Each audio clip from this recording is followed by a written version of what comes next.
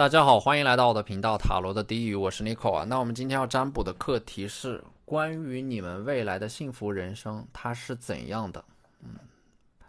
你们需要怎样做才能够得到那种对你们来说的幸福感？那在我们面前呢有三组牌啊，从左到右分别是第一组牌、第二组牌、第三组牌，大家可以根据自己的直觉选择和你们连接最紧密的一组牌。稍后的话我会做出一个解读。那么大家在选牌的过程当中，可以在弹幕上打出领取好运来领取你们的专属好运。好，那我们现在可以开始选牌了。大家好，欢迎来到第一组牌。首先我们抽到的这个权杖8，你们未来的幸福生活，它会和你们现在所遇到的某种困顿和阻碍有关，就是你们当下人生所面临的这种挑战，你们一旦能够跨越它，就会开启一个新的篇章。所以这张牌我看到的是你们会带着自己的骄傲和勇气，在哪里跌倒就从哪里爬起来，最终你们会拿到属于自己的幸福，你们会证明自己。关关难过关关过啊，步步难行步步行，你们会顶着压力去跨过人生的那道坎，去跨过命运给你们设置的挑战和考验。只要你们跨过去，你们的人生就会海阔天空啊。所以说你们的人生、你们的命运，包括你们的性格里边啊，都是属于那种遇强则强。生命不断的给你们设下考验，然后你们不断的跨越它，通过这种方式来实现一种自我成长，激发出你们强大的潜力和斗志。所以说我觉得你们不要害怕，当命运把某种挑战和考验降临到你们身上的时候，那么命运必定是认为你们能够跨越它的。第二张牌是圣杯5啊，这张牌呢，我觉得你们未来的生活它是有一点安静的、诗意的，甚至是田园的，摆脱了某种纷争，从纷争当中解脱出来，远离纷争，回归到一种平静的生活里边，修身养性，按照自己的方式度过自己的人生。所以你们未来的幸福的人生，可能就是你们厌倦了某种生活，然后通过自己的方式，给自己放了一个长长的假期，躲避人群，远离纷争，可能还会摆弄一些花花草草，接触到很多自然的能量。第三张牌呢是死亡牌啊，我觉得你们未来的幸福人生可能是源自于你们会有一次向死而生的人生经历，类似于在某种紧要的关头体验到了一种濒临死亡的感觉，它可能是身体层面的，也可能是精神层面的。你们会在这样的一种紧要关头体会到生命的可贵，或者说你们经历了一次人生的大起大落之后，就会开始珍视自己的生命，在起死回生之后，会有一种喷涌而出的生命力，这种生命力会让你们重新活过来，然后你们就经历了类似于觉醒一般的重生。所以我觉得这组牌你们未来得到的这种幸福的人生，它是你们经历了一次又一次的挑战、磨难和考验之后所生发出的对人生的一种全新的体验和感悟。而宝剑国王就是你们未来的工作、职位还有身份啊，你们的地位可能会携带着某种光环，你们会成为一个受人尊重的这样的一个精神导师啊，从事着某种思维活动、脑力劳动，利用自己的知识、技能和经验去赚钱、去变现。不再迷茫，而是能够看清楚自己人生的使命和意义啊，带着某种责任感往前走。圣杯1呢，我觉得你们未来的人生它是由某种非常亲密的关系所构成的，就是你们并不是单独的存在于这个世界之上，你们会找到一个人，这个人会和你们有着惊人的相似的精神内涵和精神世界。你们两个人就像彼此的一面镜子一样，会找到一个真正意义上能够毫无保留的爱，源自于某个人，你们会体会到那种被爱意包围的感觉啊。圣杯就是两个人会彼此分享各自的精神世界，在这种互动当中对抗这个世界的虚无。你们在这样的一种关系当中，能够培养起基于爱和信任的交流，并且能够拥有一种感受美丽事物的能力，能够表达出自己的感动，能够传达自己的喜悦，并且培养出一颗明朗且沉稳的心。圣杯6呢，我觉得就是你们未来的幸福生活啊，它也是有关于回归到家庭，抽出更多的时间陪伴家人。你们会明白一个道理，就是唯有家庭与爱是治愈一切的良药。你们在回归家庭的过程当中，会扮演一个新的身份和角色，可能会抽出更多的时间去陪伴自己的父母，并且那个时候可能你们也已经成为了父母，能够更加理解自己的父母，并且和自己的原生家庭完成了某种和解，你们也会承担起某个新的身份，带来新的责任和使命啊。你们最终会明白，人生最大的意义不是奔赴于某个目的，而是在于承担起每一个过程。所以说，这个命运之轮就代表的是你们的人生会完成一次命运的逆转，有一种风水轮流转的感觉。或者说你们的人生在前半段人生处在逆境啊，在完成了这个逆转之后会苦尽甘来，就是你们现在吃过的苦，走过的弯路，它都是一种沉淀不停的沉淀和积累，直到苦尽甘来，量变到质变。你们会在某一刻发现自己的人生发生了反转，过去所有的经历和苦难都会变成你们的勋章，走过的弯路会变成你们人生的注脚。我觉得在当下你们要相信的一点就是，没有一个冬天不会过去，也没有一个春天不会来临。你们要继续往前走，走到灯火通明，要保持忍耐，直到春暖花开。而星币6呢，其实就代表的是你们的人生啊，有3颗星币依然是没有被点亮的，被隐藏起来的，说明你们自身的财运有一大部分财运是被隐藏的，它需要某种特定的时机才能够被激活。这张牌暗示着你们未来的人生会通过自己不懈的努力找到新的财路，通过不断的尝试和探索，才能够发现自己身上所具备的在某个行业和领域拥有巨大的天赋。你们会利用这种命运的馈赠，让自己的才华变现，从而拥有一个新的财富增长点，并且借此而实现财富自由。而星币9呢，我觉得就是你们对应的这种未来的幸福人生。你们必然会在未来的某个时间点组建一个家庭，会拥有一种团队的意识，会因为这种关系而深度的绑定，让你们的运势和人生迎来新的起色。我觉得这组牌它给到的一个很关键的信息就是，你们组建的家庭会对你们的人生有非常重大的指导意义，能够让你们迎来一个人生的新的篇章。因为组建的这个家庭会让你们拥有一个新的身份，有利于积累财富，让你们的人生迎来复苏，涌入新的力量。所以说你们什么时候组建家庭，你们的人生就会迎来一个关键的转折点。宝剑8呢，就是你们会逃离某个是非之地，也是释放自己内心当中的执念吧。我觉得抽到这组牌，你们可能之所以没有办法拥有幸福的人生，是因为在你们的内心当中有着某种痛苦，让你们始终无法解脱，有着某种你们无法面对的人生的伤疤，甚至你们的灵魂可能一直都在某个痛苦之地流放的一种状态。所以说这张牌就预示着你们最终会和自己内心当中无法释怀的痛苦达成一种和解，最终会回归到某个地方，让你们感到安全的空间中去，让你们感到信任的人的身边，爱自己，爱他们，用爱去连接一切的能量，用爱去释怀一切的痛苦。好，那这就是我们这期视频的全部内容了，非常感谢大家的收看。如果你觉得我的视频对你们有帮助的话，可以在我的视频下方留言点赞，或者你们的支持就是我最大的动力。那我们下期视频再见，拜拜。大家好，欢迎来到第2组牌。第2组牌，首先我们抽到的这个星币国王啊，我觉得关于你们未来的人生，你们很有可能会成为一个资源的分配者、调度者和掌控者。星币国王意味的是你们会拥有一大笔财富，这意味的是你们未来的人生可能会也是会发一笔横财吧。关于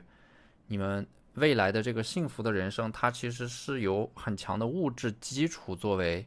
一个前提的。而且呢，发的这笔横财类似于是拆迁，或者说你们所处的行业赶上了一个发展的风口，或者说做了一笔正确的投资。所以说这组牌的你们很有可能是能够实现财富自由的。而正义牌的话，关于你们未来的人生，你们会用行动来践行自己的世界观和价值观啊。这张牌其实是有一点像是那种为弱势群体发声，致力于消除社会的不公和贫富差距。也就是说，你们未来的人生可能会因为自己的正义感，或者说因为自身的对于自身拥有的某种信仰，去从事某种公益或者说慈善事业。你们人生的幸福感源自于你们会主动的去通过创造或者说帮助一些弱势群体积累福报，造福一方，会去做某种对社会有意义的有价值的事情。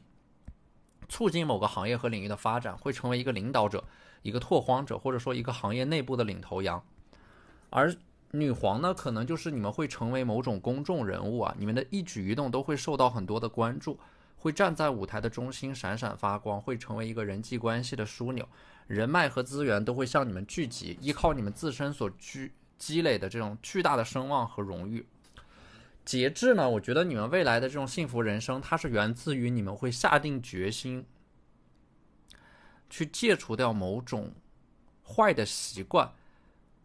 或者说性格上的某种弱点会被你们坚定的决心所攻克，从而让你们从某种不断重蹈覆辙的错误的进程当中走出来。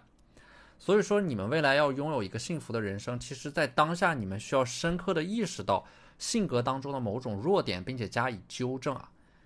啊。心理学家荣格曾经说过一句话，就是我们潜意识里边没有意识到的那一部分东西将会成为我们的命运，就是保持自我觉察和反省是能够改变你们命运的唯一方式。隐士牌呢，我觉得对应的是在你们的人生可能会有这么一个阶段，就是像隐士一样把自己隐藏起来、蛰伏起来，它就像是一个隐士在修行。当你们把自己隐藏起来，默默的酝酿着什么，默默的沉淀着什么，去完成了人生的某个很重要的课题之后，你们就会获得某种意义上的幸福。你们就是要先经历某个阶段的孤独啊，孤独它是一种沉淀。在这种沉淀之后的孤独背后，你们的思维是非常清醒的，非常清晰的，它能够帮助你们看清楚未来的人生方向。因为你们会意识到，就是这种杂质它是一定存在的，你们没有办法让杂质消失，那么你们只能是让自己安静下来，把这个杂质沉淀下来。这个时候你们就能够看清楚自己的人和事，甚至你们在安静的当你们让自己安静下来，去隔绝掉外部世界的纷纷扰扰之后，你们其实甚至能够看到自己未来的命运的走向，从而做出正确的判断和决定。所以说我觉得未来的你们的这个幸福生活的另一个含义就是你们会拥有一种真正的生命力。这种生命力它是以隐士为根基的，就是你们的生命力也是可以很安静的，它可以是一颗冷静而理性的头脑，一种平和的心态，一种实事求是的态度，是相信事在人为的价值观，对自己的价值，对整个社会客观规律的深度认知。你们会在这样的一个时间段里边去修炼自己的这种生命力，你们会变得理智且冷静，不动声色，你们自身的修炼都会被时光所沉淀下来，等到时机成熟的时候加倍回报给你们。所以说权杖4呢，我觉得你们在沉寂了一段时间之后，你们会再一次的回归到众人的视线当中去经验，去点亮你们的人生。所以说你们的人生在这种沉寂之后会迎来一个大的丰收。而审判的话呢，我觉得它是有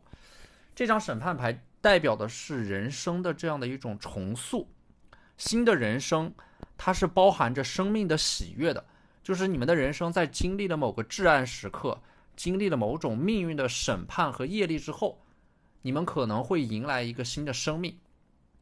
你们的身份也会发生转变，借由新的生命的到来进入到下一个篇章。你们会因为自己对于生命的渴望而想要去延续自己的生命，而这个孩子就会因为你们自身的渴望而来到这个世界上。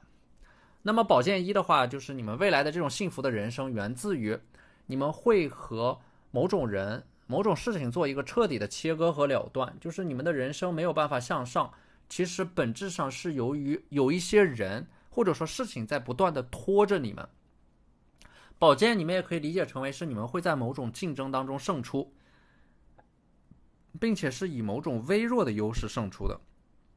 这可能是一种商业层面的竞争啊！你们在这种竞争当中经历了惨烈的厮杀之后，你们会胜出啊，会让你们找到那种成功的感觉，会让你们记住那种成功的感觉。所以说你们在一个内卷的环境当中，会借由那种感觉不断的胜出，你们的人生就会开启一个向上增长的曲线，拥有了某种能够披荆斩棘的核心竞争力啊。所以说在人生的这个隐士的阶段里边，你们会经历一个痛苦的反思，你们会意识到人与人之间的差距并不是来自于年龄，甚至不是来自于经验，而是对于经验的总结、反思和升华的能力。所以说你们会在人生的一个阶段里边去打造自己的核心的资产、核心的技能、核心的竞争力。这种竞争力源自于你们建立起来的一种结构性的优势，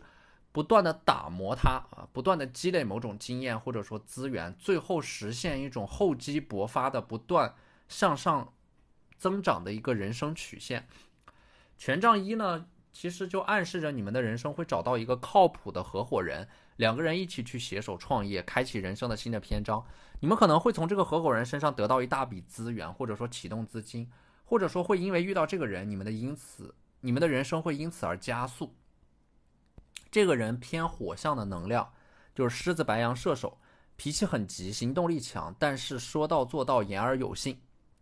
你们自身可能会有一点拖延吧，不够坚定，但是你们身上有着某种一技之长，也恰恰是他所欣赏的。你们的命盘里边可能缺少一些火象的能量，想得多但是做得少，需要有一个人来带着你们往前走。所以说你们的人生可能会因为遇到这个贵人而爆发出新的能量，被注入新的能量。那么最后的一张牌呢，就是权杖二啊，你们人生的这样的一个幸福的生活，其实它似乎并不是你们最终会到达哪里，而是你们的人生一直都处在一个攀登的过程里边。它并不是你们到达了某个终点或者说人生的阶段之后才开始幸福的，你们当下已经处于一个幸福的洪流当中，只不过你们没有意识到。它并不是那种到达终点后的喜悦，因为那种喜悦是非常短暂的，只有一瞬间。这种喜悦是持续的、长久的，在你们实现目标的过程当中不断的自我实现，证明自己的价值，不断的看到新的风景，而感到那种持续性的由衷的喜悦。所以说不要觉得你们必须要实现了某种生活之后才能够幸福，你们不幸福的原因可能有的时候仅仅是因为你们不允许自己幸福。实际上在当下，在此时此刻，你们已经拥有你们想拥有的，想想你们即将要拥有的，你们也可以感受到那种幸福带来的喜悦。所以说这个幸福它是在实现幸福的过程当中所达到的，幸福并不在遥远的那一边，幸福就在当下，就在此时此刻。好，那这就是我们这期视频的全部内容了，非常感谢大家的收看。如果你觉得我的视频对你们有帮助的话，可以在我的视频下方留言点赞，或者你们的支持就是我最大的动力。那我们下期视频再见，拜拜。大家好，欢迎来到第三组牌。那么第三组牌的话，关于你们未来的生活，这组牌的话抽到了一张女祭司啊。你们未来的人生可能会从一种庸常的物质生活当中解脱出来，去完成某种更高的精神层面的追求，或者说灵魂层面的修行。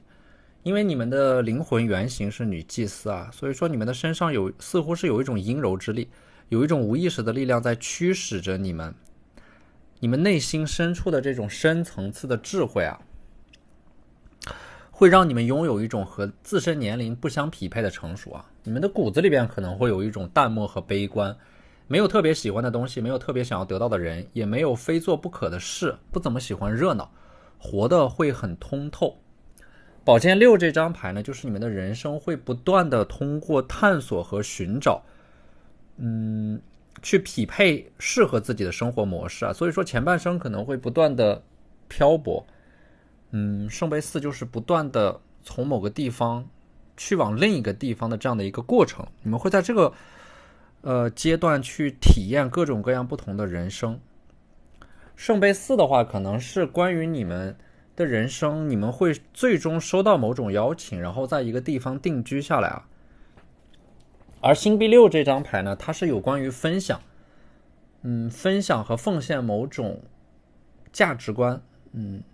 通过有价值的内容，通过一种特定的方式传播出去。而当你们在分享这样的一种有价值的内容的过程当中，你们就是可以积累自身的福报的。可能说你们未来的事业会涉及到某种教育、慈善、公益活动，或者说某种贸易活动。而星币四呢，就是你们最终会回归到一种简单的生活当中啊，它是会有一种返璞归真的感觉。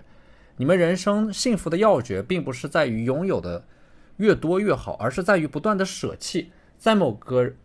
在某个特定的人生阶段不断的舍弃，拥有的越少，你们反而越幸福，因为少即是多。你们拥有的越多，有的时候可能是在你们某个特定的人生阶段，你们会拥有大量的物质和财富，但是你们会发现，你们拥有的越多，反而会变得越空虚，变得越来越不知足。所以说，你们的人生会在不断的做减法的过程当中得到更多的幸福。所以星币4就是你们会完成一种回归，你们的前半生在不断的追逐自由，但是后半生可能会更加注重家庭，回归到一种传统的生活模式里边。所以这组牌的话，我觉得虽然说你们是很特立独行的，但是在你们的人生的中期或者说晚期，可能你们会和某个人去还是会回归到这种家庭里边啊，因为有抽到了一张 Lovers 啊，爱人牌，就说明你们会找到那个灵魂伴侣啊。然后在这组牌里边，有关于你们未来的正缘是权杖侍卫和权杖骑士的结合体。它呈现出来的是一种非常明显的火象特质，很勇敢，有一点鲁莽和冲动，但是说干就干，特别的果断。而火象星座表达爱意也是非常直接且坦率的，他们喜欢你就会大大方方的表现出来，让你们知道他们的心意，并且他们也希望会从你们的身上得到同样的反馈，这非常重要。他们关注的其实并不是彼此之间的礼物有多么的贵重，而是就是火象特质的人其实是很有仪式感的，他们希望在每一个纪念日你们都能够给到彼此仪式感，想要那种被对方重视偏爱的感觉。所以说这也是火象特质的这个灵魂伴侣所保持热情的一种原动力。所以说你们未来的这个正缘，它是能够给到你们这样的一种生命力，在性格里边明亮的生命力能够感染到你们，我觉得这是它能够吸引到你们的一个特点。因为你们本身在骨子里边是有一点淡漠的，你们非常需要这样的一个人去给到你们一种生命的活力，给到你们一种期待啊。所以说他们会在感情里边扮演一个主导者的角色，会带你们去享受和体验生活，帮助你们变成一个更好的自我。只不过这个火象特质的正缘啊，他有的时候可能会因为鲁莽和冲动而做出一些让自己感到后悔的决定，但是你们呢可能会更加的冷静更加的理性，所以你们两个人在一起也是一种性格上面的互补吧。而且呢，你们的人生很需要这样的一个人，能够帮助你们有勇气从某种被束缚的围墙里边逃出来。所以宝剑五的话，我觉得可能会受到这个人的鼓励啊，从而更加坚定的大胆的去执行你们内心当中的某种想法。你们的人生会在实现了内心当中的某个伟大的目标和设想之后，回归到简单的生活里边。而星币侍卫呢，这张牌啊，虽然说这组牌里边似乎你们并不求财，就是并不要求自己大富大贵，但是反而你们的人生很有可能会在某种阴差阳错命运的安排之下发一笔横财，你们可能会赚到一笔你们无法想象的天文数字般的财富，但是这很有可能并不是因为你们的努力或者说你们的愿望，而更像是一种命运的馈赠，让你们阴差阳错的得到了一大笔钱。有可能在这个过程当中是你们意外的发现，或者说敏锐的洞察到了别人所不知道的商业信息，利用信息差能够赚一大笔钱。但是你们的目标并不是单纯的为了财富或者说为了钱，而是借由钱去实现一个更大的目标。当你们借由钱实现了自我价值之后，你们就会重新回归到一种简单的质朴的宁静的田园生活当中，安度晚年。好，那这就是我们这期视频的全部内容了，非常感谢大家的收看。如果你觉得我的视频对你们有帮助的话，可以在我的视频下方留言点赞，或者你们的支持就是我最大的动力。那我们下期视频再见，拜拜。